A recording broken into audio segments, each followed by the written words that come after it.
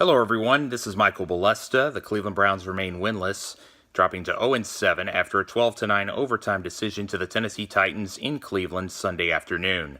Zane Gonzalez made 3 field goals, but Ryan Succop made 4, the last of which proved to be the difference. The Browns defense hung tough, but still was undisciplined with multiple offsides penalties. Myles Garrett was called for 2.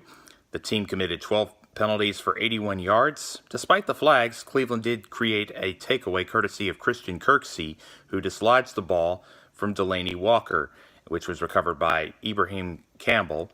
They also had a goal line stand as Emmanuel Ogbah stopped Derrick Henry on 4th and goal from the Cleveland 1-yard line in the third quarter. The Browns defense was able to keep the Titans' running game of Derrick Henry and DeMarco Murray in check throughout the day. They forced 4 Tennessee punts. Hugh Jackson went with Deshaun Kaiser at quarterback, but after throwing 2 interceptions to Kevin Byard in consecutive series, got benched for Cody Kessler early in the third quarter. Kessler made a lot of good decisions, but he also overthrew Kenny Britt on a deep pass on 4th down with the Browns down 9-6. He also threw a pick to Kevin Byard, who finished with 3 interceptions Sunday. Despite the 4 turnovers, and to Cleveland's credit, they were able to drive down the field and get a 54-yard field goal from Zane Gonzalez late in regulation to give the home team a chance. Duke Johnson continues to be solid in the ground game and in the receiving department. David Njoku had a couple catches for 58 yards.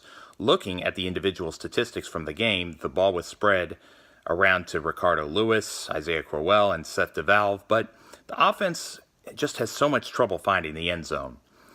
Unfortunately, even after winning the coin toss and getting the ball to start overtime in a 9-9 game, the Browns went 3 and out. The defense held, but the offense stalled a second time, and the Titans got good field position following a punt.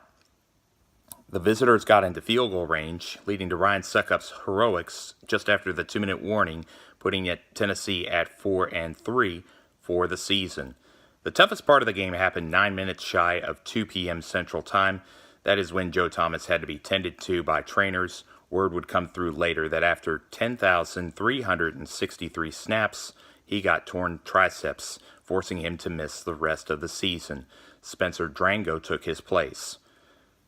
The World Series gets underway tonight between the Houston Astros and the Los Angeles Dodgers just after 7 p.m. Central Time. The Astros are very good and should put up a great fight, but it's hard to envision the Dodgers losing 4 games. I see Los Angeles taking the championship in 6 games in front of their fans. I think it would be great if legendary broadcaster Vin Scully would be allowed to call a half an inning of the game. Regardless, let's hope the 2 teams on the field put on a great show to put a bow on the 2017 baseball season. Every week during Browns season, the North Texas Browns backers meet at Fox and Hound on Midway and the Bush Tollway in Dallas. So please hang out with us on game day. We would love your support.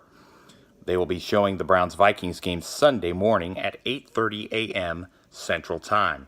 Breakfast will be served and the doors are expected to open 30 minutes prior to kickoff. The game will be played at Twickenham Stadium in London and will mark the first time that the Cleveland Browns will play an NFL regular season game outside the United States. The Minnesota Vikings are 5-2 and coming off of a 24-16 win in Minneapolis against the Baltimore Ravens.